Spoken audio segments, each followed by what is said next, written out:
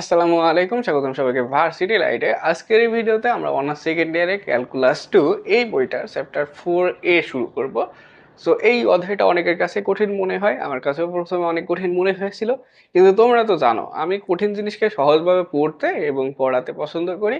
এই জন্য আমি আজকে যে ক্লাসটা রেকর্ড করছি, এই ক্লাসটা করলে তোমরা 4A এর যতগুলো অঙ্ক তোমাদের করতে হবে, প্রত্যেকটা অঙ্ক তোমরা নিজে নিজে করতে পারবা, কারো সাহায্যের কোনো প্রয়োজন হবে না। ঠিক আছে? সো এটা করার ক্ষেত্রে আমাদের প্রথমে একটাই সূত্র জানা লাগবে এই অধ্যায়ে। সেটা হচ্ছে আমি নাম দিয়েছি সাধারণ সূত্র। এটা বইয়ের কোনো সূত্র না, ঠিক আছে? এটা আমার তৈরি করা সূত্র, অথবা বইয়ে কোথাও কোথাও পেতেও পারো, এটা আমি শিওর জানি না। তবে কি আমার নাম অনুসারে এটার নাম কি সাধারণ সূত্র এই অধ্যায়ের। সেটা কি? সেটা হচ্ছে এফ নিচে এক্সও থাকতে পারে অথবা ওয়াইও থাকতে পারে বা এক্স ওয়াই দুইটাই থাকতে পারে, ঠিক আছে? অফ এক্স কমা ওয়াই, এইটা সমান কি হবে? Limit x tends to, sorry x না, এখানে লিমিট হবে এইচ অথবা কে টেন্স টু জিরো, ঠিক আছে? এবার একটা দাগ। এবার এখানে হবে f x plus h y plus k minus f of x y divided by h অথবা কে। এখানে আমি দুই জায়গায় অথবা চিহ্ন দিয়েছি। কয় জায়গায়? দুই জায়গায়। কোথায় কোথায় বলো তো? আমি এখানে অথবা চিহ্ন দিয়েছি এক্স ওয়াই, এক্স অথবা ওয়াই, আর এখানে চিহ্ন দিয়েছি এইচ কমা কে, এইচ অথবা কে, এখানেও এইচ অথবা কে। অর্থাৎ এখানে যদি এইচ বসে তাহলে এখানেও এইচ বসবে, এখানে যদি কে বসে তাহলে এখানেও কেই বসবে, ঠিক আছে? এটুকু ক্লিয়ার? এটুকু যদি ক্লিয়ার হয়, এবার আমি একটা তোমাদের নোট দেব, এই সূত্রের নোট দেব। সেটা কি? সেটা হচ্ছে এখানে এখানে এখানে এফ এর ডানে ডানে এক্স থাকলে, এফ এর ডানে এক্স মানে কি? এফ এক্স যদি এরকম থাকে, তাহলে লিমিট, লিমিট কোনটা? এই যে এইচ অথবা কে হচ্ছে লিমিট, লিমিট হবে কি? এইচ, তাই না? এবং যদি এফ এর ডানে ওয়াই থাকে, ওয়াই থাকে, তাহলে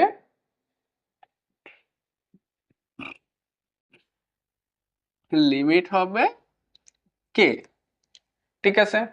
এটুকু কি ক্লিয়ার? এখন এই যে আমি যে অথবা চিহ্নগুলো দিয়েছি না, এবার এইটা বুঝো। এখন এখানে যদি এফ এক্স থাকে, ওয়াই যদি না থাকে, তাহলে এখানে আমাদের লিমিট হবে কি? আমি কি বলে দিলাম? তাহলে এইচ। তাহলে এখানে কি হবে? এইচ, এখানেও কি হবে? এইচ, কেটা বাদ হয়ে যাবে। এটুকু আমাদের ক্লিয়ার, ঠিক আছে? এবার আমরা পরের ধাপে যাব, ঠিক আছে? এবার এখানে থাকে অর্থাৎ এফ ওয়াই তোমরা এরকম ভাবে ব্র্যাকেটের ভিতরে রাখতে পারো, তাহলে লিমিট হবে কে। আর যেটি লিমিট হবে, যেটি লিমিট হবে তার বিপরীতটি, বিপরীতটি শূন্য হয়ে যাবে, শূন্য হবে, শূন্য হবে। সেটা কিরকম? যদি এখানে লিমিট এইচ হয়, তাহলে কে এর মান জিরো হয়ে যাবে। কি হয়ে যাবে? কে এর মান জিরো হয়ে যাবে। অর্থাৎ এই যে এখানে যে কে আছে না, এই কে এর মানও জিরো হয়ে যাবে, ঠিক আছে? আর যদি এখানে লিমিট কে হয়, তাহলে এখানকার এইচ এর মান জিরো হয়ে যাবে। এটুকু আমাদের কি করতে হবে? মনে রাখতে হবে। এইটুকু মনে রাখলে আমাদের আর 10-12টার মতো সূত্র মুখস্থ করা লাগবে না। আমরা একটা সূত্র দিয়ে, একটা কনসেপ্ট দিয়ে প্রত্যেকটা ম্যাথ সলভ করে ফেলতে পারবো, ঠিক আছে? এবার দেখো কিরকম, যে ধরো যে লিমিট, লিমিট যদি এইচ হয়, তাহলে কে ইকুয়াল জিরো হবে। আর লিমিট কে হলে এইচ ইকুয়ালস জিরো হবে। এটুকু আমরা বুঝলাম, এটুকু আমরা বুঝলাম, না বুঝলেও বুঝেছি, ঠিক আছে? এবার আমি বিষয়টা বোঝাই বলি, হ্যাঁ? এবার প্র্যাকটিক্যালি বিষয়টা দেখায়। সেটা কিরকম দেখো। এখন আমরা কি করব? যে কোনো একটা নিব, ঠিক আছে? তাহলে প্রথমে আমরা যেহেতু এফ এক্স বলছি, তাহলে আমি এফ এক্স এরটা বের করি, হ্যাঁ? F x. আর এগুলার মানে তো তোমরা সবাই জানো, এফ এক্স মানে কি, যে ফাংশনটা থাকবে সেই ফাংশনটাকে এক্স এর সাপেক্ষে একবার অন্তরীকরণ। যদি এফ এক্স এক্স থাকতো তাহলে যে ফাংশনটা থাকবে সেই ফাংশনটাকে এক্স এর সাপেক্ষে দুইবার অন্তরীকরণ করতে হইতো। আমরা যখন চ্যাপ্টার 2 করেছিলাম বা চ্যাপ্টার 3 করেছিলাম তখন কিন্তু আমরা এই বিষয়গুলো জানি, ঠিক আছে, তখন থেকেই জানি। তাহলে আমাদের f x of x comma y এইটা যদি হয় তাহলে প্রথমে আসে আমাদের কি লিমিট।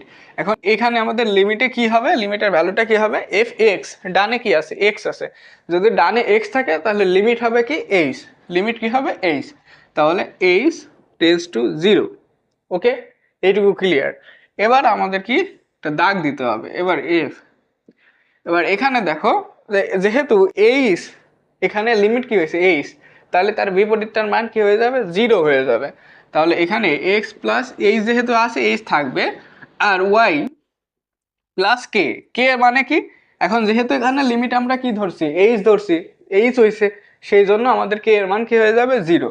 তাহলে k equal 0 minus f x comma y divided by এখানে লিমিট কি হবে এইচ, যেহেতু এখানে আমরা লিমিট এইচ দিয়েছি সেহেতু এখানেও কি হবে, আমাদের লিমিটটা এইচ হবে।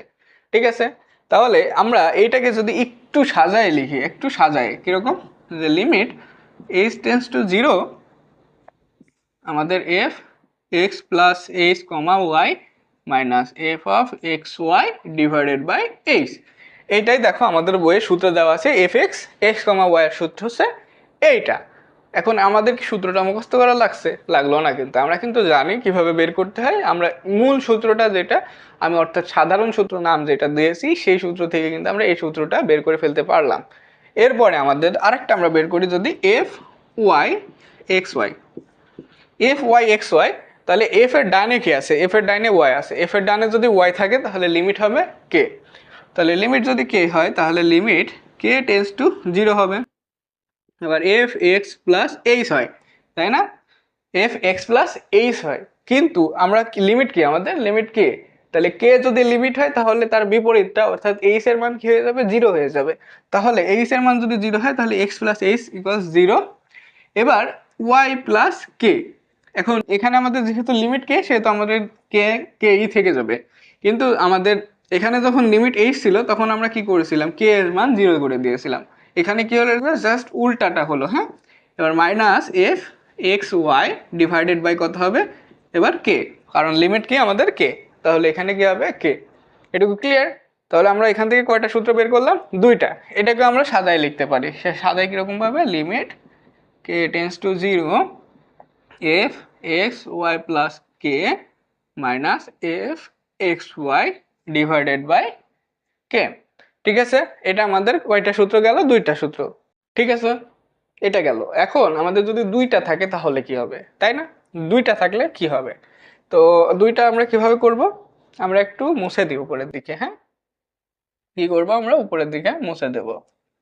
এবার মুছে দেওয়ার পরে দেখো এবার আমরা দুইটা নিব কিরকম, যে f x x, f x x x comma y, same নিয়ম। হ্যাঁ, সবার ডানে যেটা থাকবে সেইটা দিয়ে আমরা করব। ঠিক আছে, তাহলে আমাদের সবার ডানে কি আছে, দেখো তো এক্স আছে, তাহলে আমাদের লিমিটে আমরা কি দেব, এক্স থাকলে লিমিট হবে এইচ, তাহলে এইচ টেন্স টু 0।